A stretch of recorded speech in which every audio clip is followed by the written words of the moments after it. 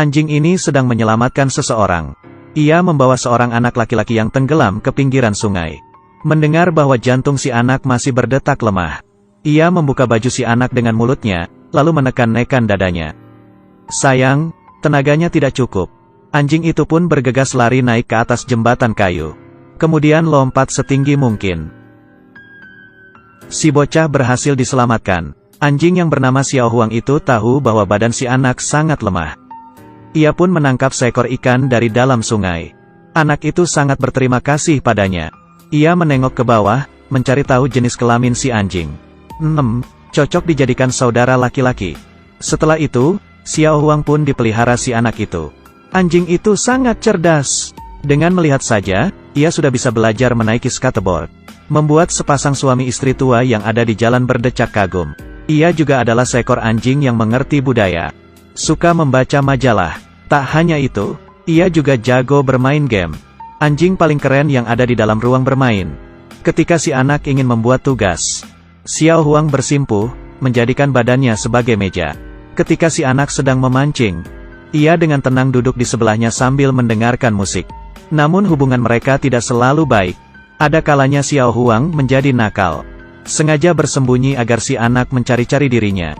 Si anak semakin panik. Nada bicaranya sedikit meninggi. Xiao Huang sadar ia salah. Suatu hari, karena ayah si anak dipindah tugaskan, satu keluarga pun bersiap-siap untuk pergi. Tapi Xiao Huang ketiduran. Kemarin malam, ia berkencan dengan anjing Teddy milik tetangga. Ia telah menyiapkan setangkai bunga dan sampahnya. Lalu mengajak si anjing Teddy kecil untuk menghampiri rumahnya yang ada di halaman belakang. Besoknya, ia terbangun dan sadar. Majikannya sudah pergi naik mobil meninggalkan rumah. Ia berlari dan mengejar, hingga keluar kota. Tapi tetap saja tidak terkejar. Sembari menatap mobil yang kian melaju kian menjauh itu, Xiao Huang dengan lelahnya berdiri menunggu mereka kembali. Ia pun menunggu hingga siang hari, sehingga membuat jalanan menjadi macet. Ketika seorang polisi menghampirinya, ia mencium bau bir yang sangat menyengat. Ia pun menggambar sebuah garis di atas jalan. Ingin tahu apakah Xiao Huang dapat berjalan melewati garis itu. Untuk membuktikan bahwa dirinya sepenuhnya sadar, Xiao Huang berdiri dan berjalan mendekati polisi itu. Tapi si polisi masih saja memberinya surat tilang. Setelah beristirahat, ia melanjutkan pencariannya dengan mengikuti sepanjang jalur. Akhirnya, ia mencium bau yang tidak asing di sebuah tiang. Rupanya si anak takut Xiao Huang terlantarkan.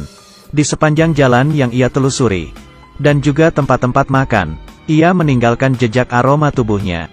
Xiao Huang melalui aroma itu terus mencari dari pagi hingga malam. Ditambah lagi tidak adanya air dan makanan. Xiao Huang pun mulai berhalusinasi, dan akhirnya jatuh pingsan di pinggiran jalan. Saat itu lewatlah seorang lalu membawanya pulang. Tapi setelah tiba di rumah pria itu, ia sadar bahwa pria itu adalah seorang penjual anjing. Khususnya anjing yang terlantar di pinggir jalan, yang kemudian ia buat menjadi sosis anjing lalu disajikan di restoran. Penjual anjing itu mengunci Xiao Huang di dalam sebuah kandang.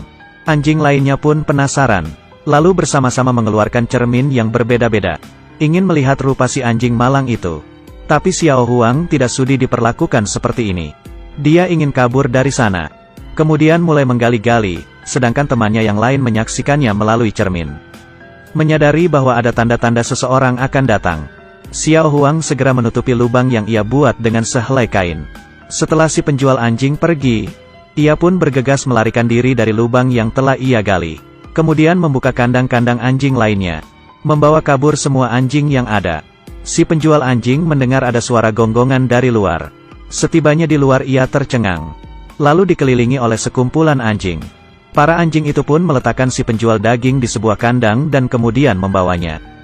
Xiao Huang memegang kemudi di depan mobil, dan yang lainnya mendorong sekuat tenaga dari belakang. Setelah mesin berhasil dinyalakan, Xiao Huang bergegas lompat turun dari mobil, membawa sepasang suami istri itu hingga menabrak rumah di depannya. Idenya yang brilian dan otaknya yang dapat berpikir cepat, membuatnya disanjung oleh anjing lain, dan mereka pun mengejar Xiao Huang.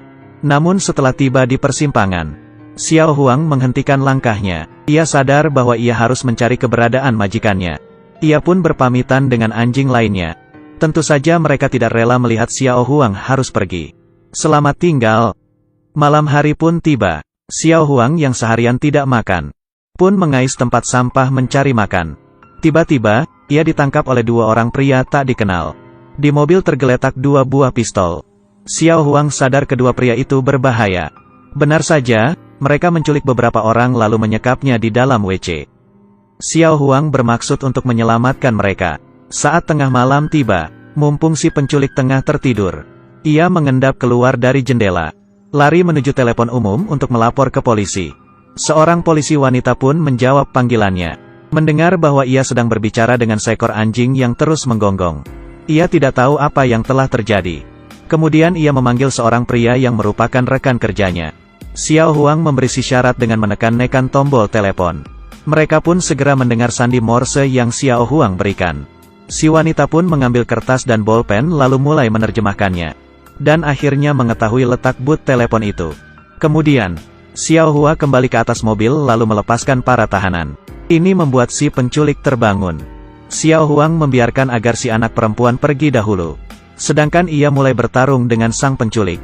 Namun tak kunjung berhasil, sehingga ia mengangkat tangan dan menyerah. Saat itu juga, sekumpulan polisi datang tepat waktu lalu mengepung si penculik. Mengetahui hal itu, si penculik kabur. Lalu mengarahkan pistolnya ke kepala Xiao Huang untuk mengancam polisi. Setelah memastikan bahwa di dalam mobil tidak ada tahanan lagi dan hanya tersisa seekor anjing, mereka langsung memberi tembakan. Beruntung si penculik menyerah ketakutan, lalu polisi berhasil menangkap mereka. Aksi heroik Xiao Huang mulai tersiar di berbagai media. Dia dipelihara dengan baik oleh keluarga itu. Tapi suatu hari, Xiao Huang menerima surat panggilan dari pengadilan. Ternyata kedua penculik itu melakukan serangan balasan, mengatakan bahwa Xiao Huang adalah pelaku sebenarnya, dan mengundang seorang pengacara untuk menghadapinya di pengadilan. Si pengacara mulai berargumen dengan menjengkelkan. Berkata bahwa di tempat perkara terdapat kotoran dan sidik jari Xiao Huang. Menuduh bahwa Xiao Huang lah yang menculik keluarga ini. Dan kemudian menyalahkan kedua penculik tersebut. Mendengar tuduhan palsu yang memalukan itu, Xiao Huang tidak tahu bagaimana harus menjelaskan, sehingga hanya bisa menyerah. Akhirnya, Xiao Huang dipenjara 3 tahun. Temannya di sana adalah seorang pria berkacamata. Setelah melihat sekeliling, Xiao Huang menemukan kesempatan. Ia kembali menggali. Ia menggali di pojokan tembok. Sedangkan si pria berkacamata mengawasi di depan pintu penjara. Saat tengah malam, semuanya sudah siap. Xiao Huang bersama pria berkacamata itu keluar melalui lubang. Setelah melihat ke sekeliling dan tidak ada polisi yang sedang berpatroli, Xiao Huang pun keluar dari lubang. Pria berkacamata itu membungkukkan badannya dan menyuruh Xiao Huang melompati dinding, lalu melempar tali keluar dinding. Xiao Huang dengan sekuat tenaga menarik tali itu, menarik si pria berkacamata keluar. Akhirnya mereka bebas dari penjara. Setelah saling berpamitan, Xiao Huang lanjut mencari majikannya. Dia mencium-cium aroma yang ada sehingga akhirnya menemukan rumah majikannya. Melihat si anak muncul di hadapannya, Xiao Huang dengan semangat berlari ke arahnya. Tapi ia tiba-tiba menyadari, si anak sudah mempunyai anjing yang baru. Xiao Huang sadar dirinya sudah tidak penting lagi. Jadi, dengan sakit hati pergi dari tempat itu. Xiao Huang tak memiliki rumah lagi, dirinya hanya bisa berjalan di tengah lalu lalang mobil. Dia sangat lapar. Ia pergi ke sebuah restoran lalu memohon orang di sana agar memberinya makan. Tapi tidak ada yang mempedulikannya. Xiao Huang kembali mengais tempat sampah mencari makan. Tiba-tiba seekor koki menyadari keberadaan Xiao Huang lalu membawanya ke belakang dapur. Menyuruhnya membersihkan piring. Bagi Xiao Huang, sedikit sisa makanan di atas piring dapat mengobati rasa laparnya. Beberapa jam kemudian, semua piring di dapur telah dicuci bersih. Setelah absen pulang kerja, ia pun pergi. Tak disangka, baru saja meninggalkan dapur, lehernya diikat oleh 2 orang pria. Yang ternyata adalah 2 orang penculik yang pernah memfitnahnya. Di saat itu juga si anak muncul tiba-tiba. Ia memegayuh sepeda dengan tenaganya lalu menabrak kedua penculik itu. Sembari terus mengganggu si penculik, si anak berteriak agar Xiao Huang cepat kabur. Akhirnya, si anak ditangkap oleh penculik itu dan mengurungnya di sebuah gudang. Xiao Huang tidak meninggalkan si anak begitu saja. Ia mulai bertarung lagi dengan si penculik.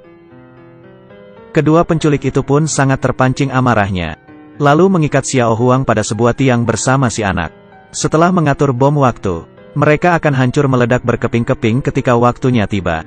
Penculik itu pergi sembari membuang puntung rokok di tengah puing-puing. Tak lama kemudian, mulai tersulut api di sekitar sana.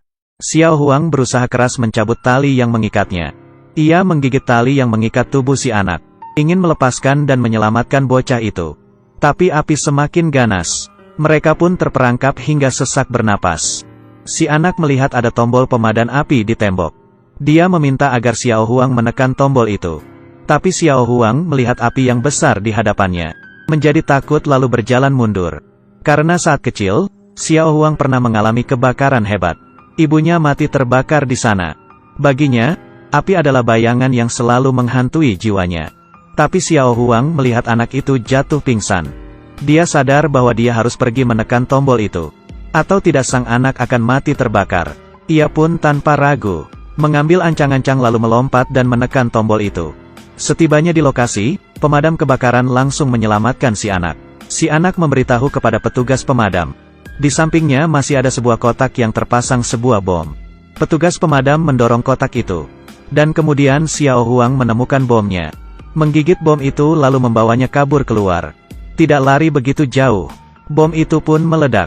Si anak sangat tidak percaya. Xiao Huang pergi meninggalkannya begitu saja. Ia terkejut dan kemudian jatuh pingsan. Setelah terdasar, dokter membawanya ke ruang perawatan. Di sana terdapat sekumpulan orang. Dan semuanya adalah orang yang pernah ditolong oleh Xiao Huang. Dokter dengan perlahan membuka gorden, dan ternyata itu adalah Xiao Huang. Xiao Huang terbaring dengan kedua tangannya yang terluka. Tapi beruntungnya ia tidak mati. Xiao Huang juga senang dapat bertemu dengan orang yang merawatnya dan yang selama ini ia bantu. Jika kamu juga memiliki seekor anjing, rawatlah ia sebaik mungkin. Karena ia adalah teman hidupmu yang paling setia.